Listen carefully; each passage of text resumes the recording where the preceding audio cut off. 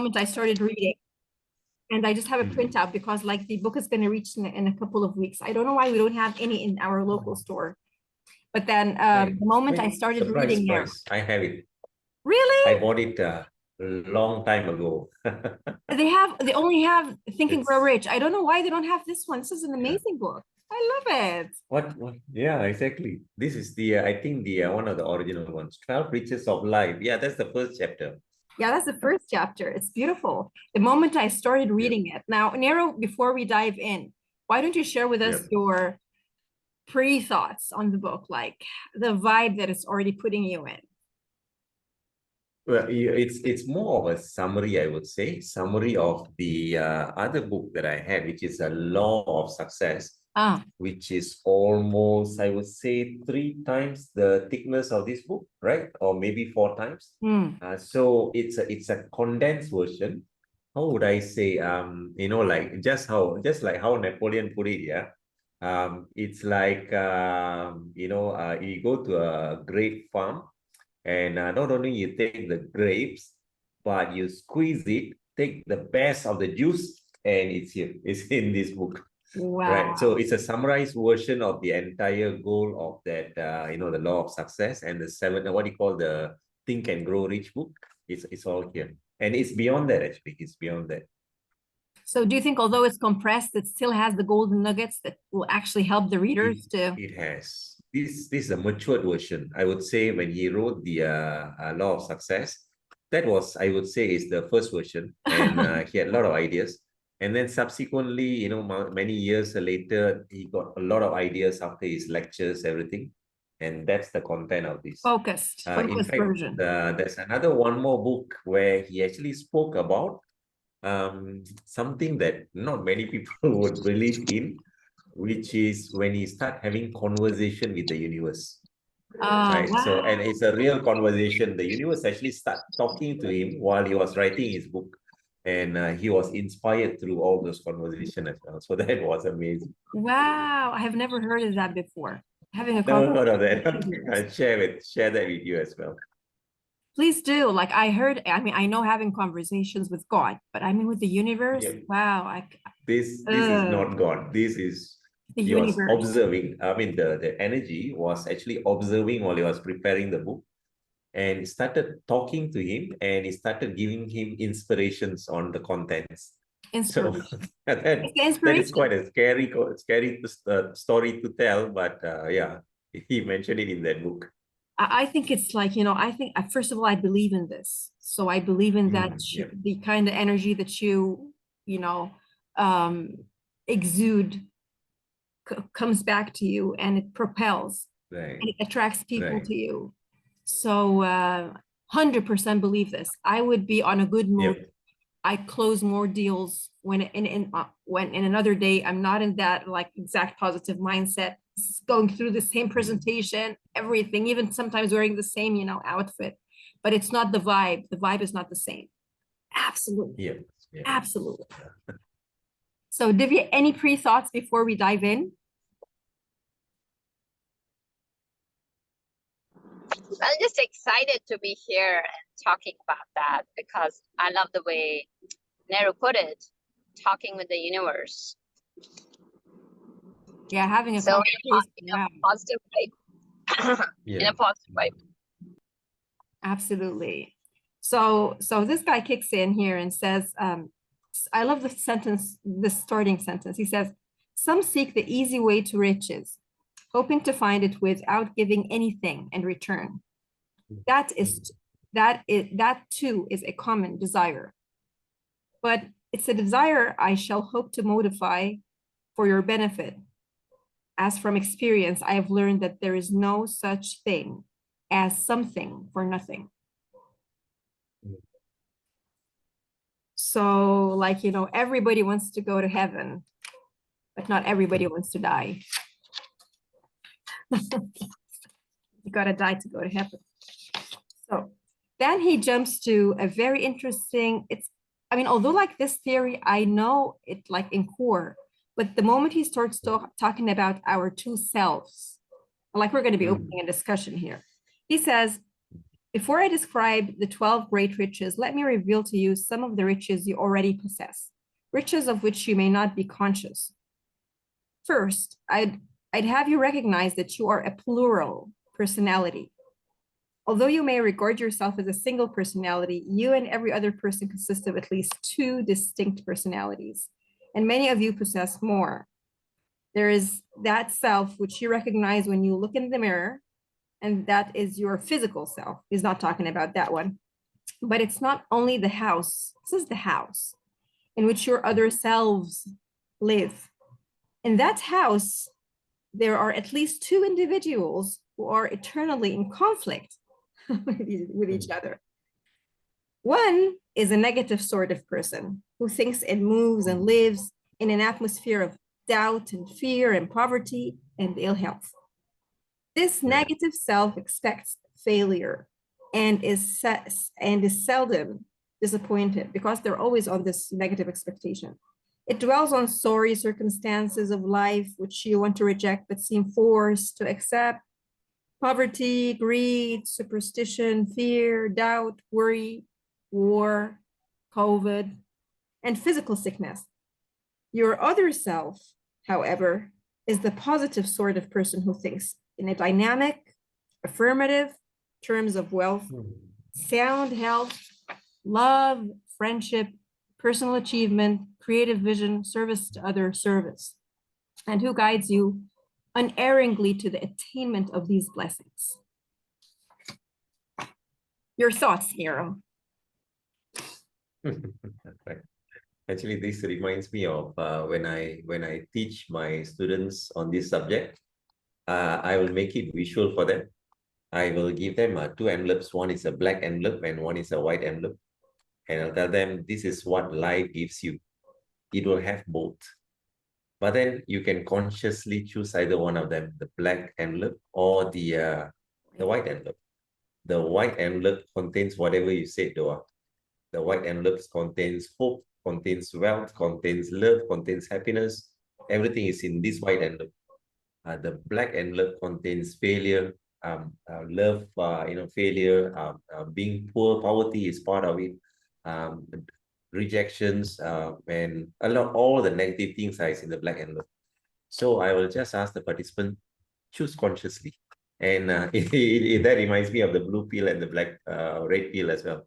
So obviously, when it's in front of your eyes, you'll choose the white pill, right? Or the white envelope. But the thing is, when you're talking about life, nobody is actually offering you something physical like this, but it exists. But and most of the time, you always consciously choose the black envelope. And that's where we got to start reconditioning our life again. Yeah. Wow. And not just that, for example, if I imagine I have a white paper, I can write on the paper anything. But if the paper is totally inked out, I have nothing to write on. It's inked out. So it's amazing. Wow. Divya, what do you think? Oh, that's lovely. And it's one of the things, it reminds me of one of the exercises that we do in our group coaching sessions. So the exercise goes like this. Whether you take a decision or you don't take a decision. So we give people different, like depending on the group, let's say if they're entrepreneurs, the decision they have to make is different. If they are corporate leaders, it's different. And we give them the option, they can take action or not take action. So for example, like in a group of entrepreneurs, we said, you have an opportunity to grow your business. And we also give them the risks, like what are the risks associated? And usually the risks are very minimal. And yet there are entrepreneurs who will not take the action. So we display that, like, so once they're done with their decision-making, we tell them, when you're not making a decision, when you're deciding not to go forward, you're making that conscious choice. So bringing that to awareness as well. Wow. So not making a decision is a decision. The decide not to decide, the choice. You got it. You just leave yourself to other people, what they decide for you.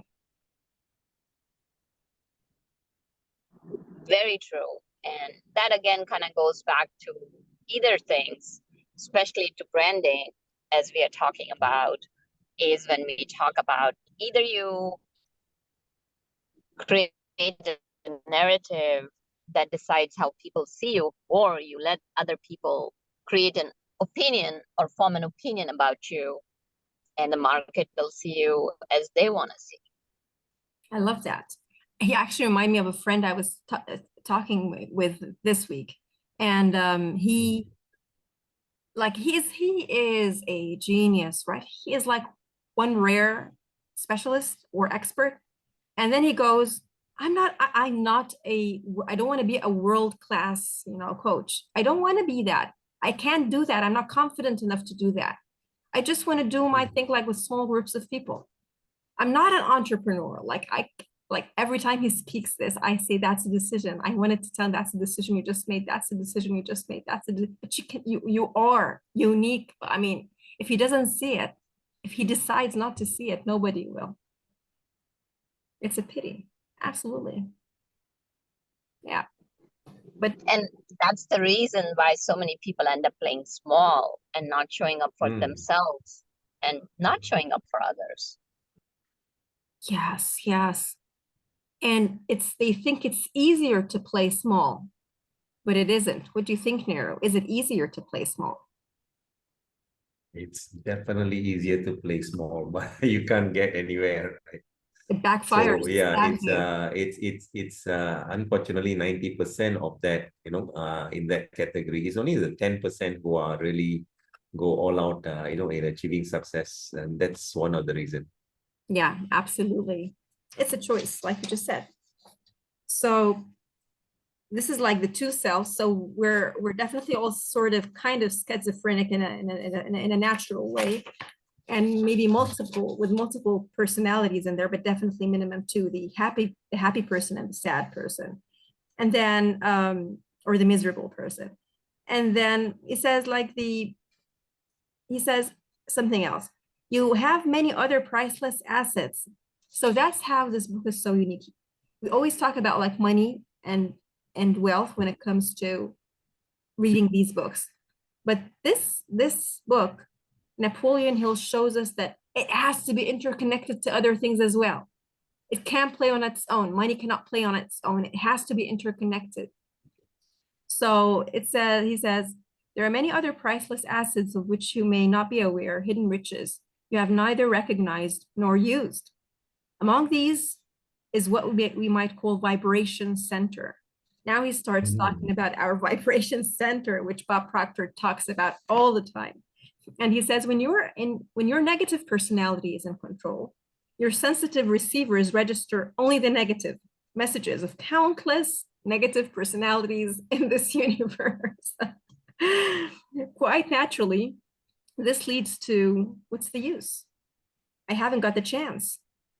Perhaps not formulated in just one of those words, but everything that this is discouraging, if not deadly, to faith in yourself and the use of your energies to achieve what you desire. On the other hand, when your positive personality is in control, so your happy person is speaking to you, it directs you to your action center, action. And only those stimulating high energy, optimistic, I can do it messages, which you can translate into physical equivalents of prosperity, sound health, love, hope, faith, peace of mind, and happiness, the values of life for which you and all other normal, happy people will register on your system and make you act forward. What do you think, Nehru? Oh, okay. That's a very powerful statement, right? He mentions about that vibration center thing, right? And that reminds me of the three things that he mentioned about that vibration. And earlier you mentioned about the positive and the negative as well. Very much relates to the book. And the book actually says there is three sources of your vibration center. One of them, it says it acts like a radio station, right? Where you receive the vibration and you broadcast it. right? So it all depends on which channel you are tuned to. Just like a radio, you will get that vibration, or that kind of radio channels that you desire. So likewise, if your thoughts is all about positive thoughts, that's what you actually attract, like a radio. So your brain and mind works like a radio. And the second thing you mentioned is your brain also works like a photo, right? A photo, when it snap a photo, it reflects exactly what you see and your reflection. So the thing is, it's like, and it develops as as a photo, right? But the thing is, all the memories of your past, when you capture it, it remains permanent in your mind, and that could be either be positive or negative. If you think about all the positive thoughts and keep on affirming all the beautiful things that happen in your life, that's what you'll get. Whereas the photo, if you have any accidents or any kind of negative things that happen in your life, again, that will be permanent. Even your childhood memory, if it's a negative one, it'll be captured in your mind. And the third one, it talks about your mind being a magnet. And again, it pulls whatever you are asking, right? So from the universe. So it was beautifully said about that, the wave or energy just now.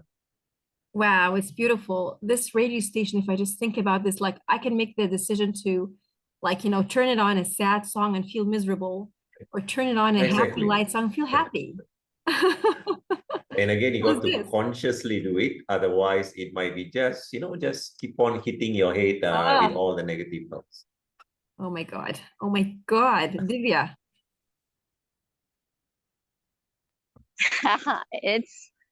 It's amazing. And the beauty of it is that that's why he is timeless. His books are classic, because Indeed. this guy had such a clear vision that's corroborated by the brain studies that have been done. And it shows that we store our memories in the hippocampus, and most of the time the brain is projecting the past, which is not real, right? Because the past is not happening right now. So that said, when you have that positivity, it's going to activate your action centers, as he says, and which is matched by the studies. And it's so, so powerful.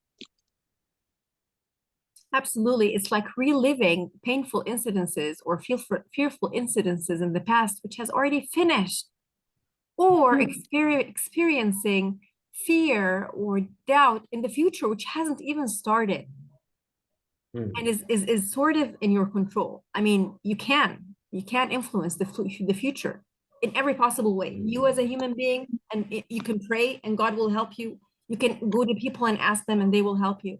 But I mean, it's exactly that. It's not what happened, it's how you perceive it now. It's your perception. I love that, Doa. So think about it. We can take the same memories and look at them as blessings, that there were opportunities to learn. And then when you share those memories with others in a way that helps them see your struggle and see how you have overcome those struggles and create that path for somebody else to travel on, just like you did, the same painful memory becomes a light to shine for others. Absolutely. I remember I had a mindset coach a few years ago, and like there was a point in my life where my father, he passed away, and that was very like critically painful. And she goes and she asks me, do you remember one thing that made you at that phase feel so good when you were with them in the hospital? I told her, yes, there was this beautiful cafeteria, and I always went there. I had this wonderful, delicious sandwich every day for my dinner, and they had amazing coffee. And then I thought, yeah, that's a great feeling I had in the middle of all of this. And that's just, she says to me, like, sort of remember that, like, focus on that. And it's just going to make you, like, she says to me, what's one good thing that happened out of all of this? So like, nobody asks you what's one good thing that happened out of somebody's, calamity, but then there will be, but it's a blind spot. And then it's sort of like, changes the way you perceive things. And then you realize it's finished and it's all up to your perception now. So Precisely. absolutely. I love that. Thank you, Divya. Thanks, Nehru. So let's jump on the first out of the 12 riches of life. So just to go over the 12 riches, number 1 is positive mental attitude. Number 2 is sound physical health. Number 3 is harmony in human relationships. I love that one. Number 4 is freedom from fear. Number 5 is the hope of achievement. He didn't say achievement, he says the hope of achievement. Yep. Number 6, the capacity for faith. Number 7 is willingness to share one's blessings. Number 8, a labor of love. Number 9, an open mind on all subjects, open mind. Number 10 is self-discipline. Wow, about self-discipline. Number 11, the capacity to understand people. And number 12 is economic security. How did that guy come up with these 12 the way he did? It's like all of them are amazing. Don't you think? Don't you think, Nehru? Well, the 12 is only the beginning. At the end of it, it was 17. Whoa! So it's gonna evolve. That's amazing. So yeah, it evolved to 17. Yeah. Wow! It's crazy. Okay, let's hit on the first one: a positive mental attitude. So all riches of whatever nature begin as a state of mind. Begin as a state of mind. And let us remember that a state of mind is the one and only thing over which any person has complete, unchallenged right of control. It's highly significant that the Creator provided man with control over nothing except the power to shape his own thoughts and the privilege of fitting them into any pattern of his choice. Mental attitude is important because it converts the brain into the equivalent of an electromagnet, which attracts the counterpart of one's dominating thoughts, aims, and purposes. Nehru, can you explain that one to us? This part, because it converts the brain into the equivalent of an electromagnet, which attracts the counterpart of one's dominating thoughts. Please, the floor is yours. Okay, actually, he explains about thoughts. And he explains that in a day, you actually think about 50 to 60,000 thoughts per day. And it's a beautiful explanation. It just says the moment you wake up and by the time you go to the toilet to brush your teeth, and while you're brushing your teeth, you'll be started thinking about, what do you think? Positive thoughts or negative thoughts? Oh my gosh, I got to do this. Oh my gosh, my boss. Oh my gosh, I've all the pending things. So you see, early in the morning itself, there's a lot of thoughts that's coming, but they said majority of it is negative thoughts. That's the first point that he made. And the second point that he made, out of these 50 or 60,000 thoughts, the most dominating thoughts, that's the one that enters into your electromagnetic field in your brain. And that's the one that start triggering and start creating the reality. So 50,000 thoughts is a lot in a day, but the one which is the most dominant one, that's the one that you really think about. And, that's, and it could be out of fear, it could be out of motivation. It could be, the thing is, a lot of them are thinking about the negative thought, and that materializes because of this. Oh my God. Oh my God. This is dangerous. This is dangerous. Divya.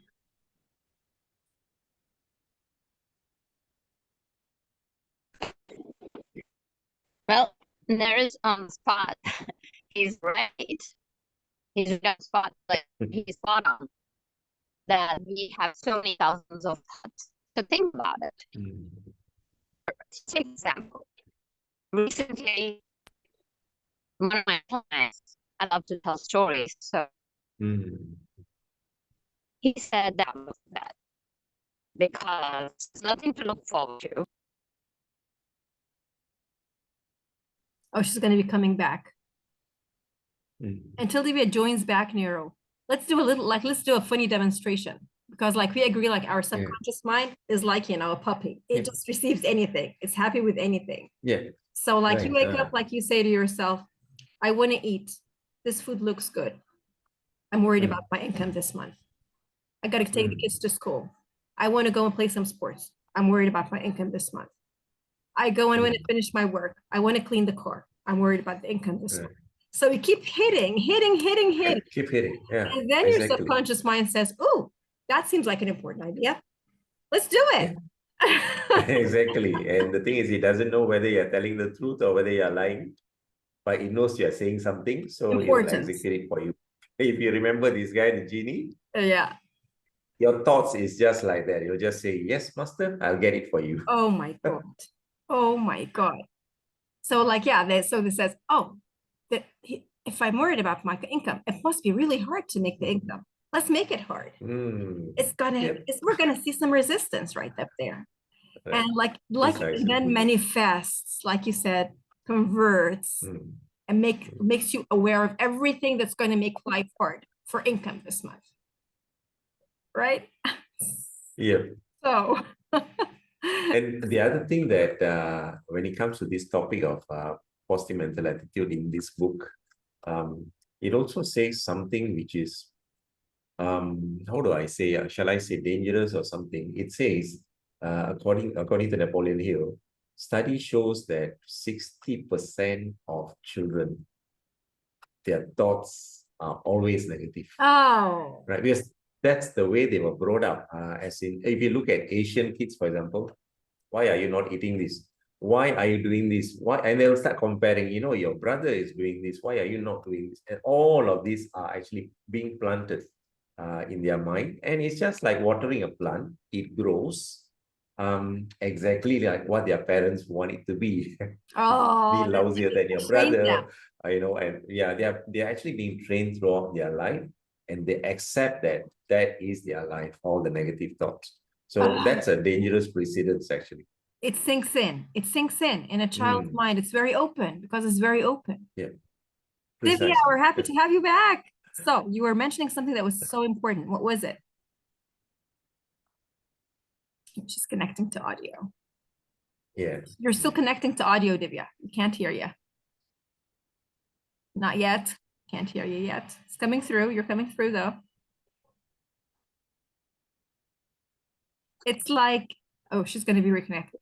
What you said exactly, Nehru, is like, you know, in my culture, when kids run around, because they will run around, you just tell them, careful, you'll fall, you'll fall, you'll fall, you'll fall. You'll fall, yeah. When they grow up and become risk averse. And the question is, what's wrong in failing? What's the problem? They're going to fall, it's going to go. What's wrong in failing and falling? Yep. No problem. Exactly. And it becomes like, you know, I don't want to do this. I'm going to fall. I don't want to take this. I'm going to fall. I don't want to try this. I'm going to fall. Or like, you know, the idea of speaking to strangers. Don't speak to strangers. Oh yeah. Strangers. They will, you know, they will, I mean, they're dangerous. They're harmful. And then when you grow up, all the money that you can ever bring for your business is from strangers. I mean, it has to come from strangers. It's not going to come from your, you know, siblings or parents. It's going to come from strangers. Divya, you're still joining audio. So let's hope it's going to work this time. It seems I can't hear you. Oh, we can't hear you. Can you hear us? It's working now. Now we can hear you. Can you hear me? Yeah. We have you back. So good. So you were mentioning something important. Let's do this before to wrap up for today. Yes, I just wanted to share a story about this young gentleman in his mid-20s, and he would say that I just don't have anything to get up for. And we sat down and we looked at his morning routine, and he would just get up, and the thoughts that would come is, how am I going to perform at work? What are other people going to think about? So after a couple of sessions, he revealed that somebody else had joined on his team that had been promoted, whereas he had not been promoted. So what's interesting is that he was comparing himself with somebody else. And the thought And he said like, oh, I've been with this company for much longer in comparison to this gentleman, but he was promoted, whereas I've been asking for promotion for a year and a half and I didn't get it. So then we sat down and as we were going through things, I just asked him to look at his accomplishments over a period of year and a half and the other gentleman's performance and accomplishments over 9 months. And I said, do it as if you were doing like a fact finding. Imagine you are a journalist. You are a reporter and you want to report accurate facts. So when he sat down and compared, he said, oh, there was no partiality over here. There was no discrimination. He achieved a whole lot more in 6 months than what I achieved in a year and a half. So we talked about it and I said, okay, what could you do about it? He said, rather than being jealous of him, I can learn from him and sit down with my manager and craft a path and see how I could do things where I could have milestones. So that way it holds me accountable, as well as it gives me something to look forward to. He came up with the plan. That was amazing. He went and talked with his boss. He reached out to his colleague and said like, hey, congratulations, I'm happy for you. And would you be okay if I shadowed you on some of your sales calls? Because this was in a sales department and of course they have to meet the quota and then they have got leaders board and all that. So his boss was also very supportive. He's like, oh yeah, I want to promote you. It's just that I need to show that you have achieved X, Y, and Z because you're very good with customers. And then he opened up and stepped into the positivity, things started happening. And lo and behold, 6 months down the road, he got the promotion too. See, he switched his mindset. He switched his mindset into being proactive and positive. Yes, and you talking about the one Nehru, like, talking about that proactive and positive. So whenever he would get up, oh, you know what, I got to prove I have this project, that initiative. So his boss told him like, what was he passionate about?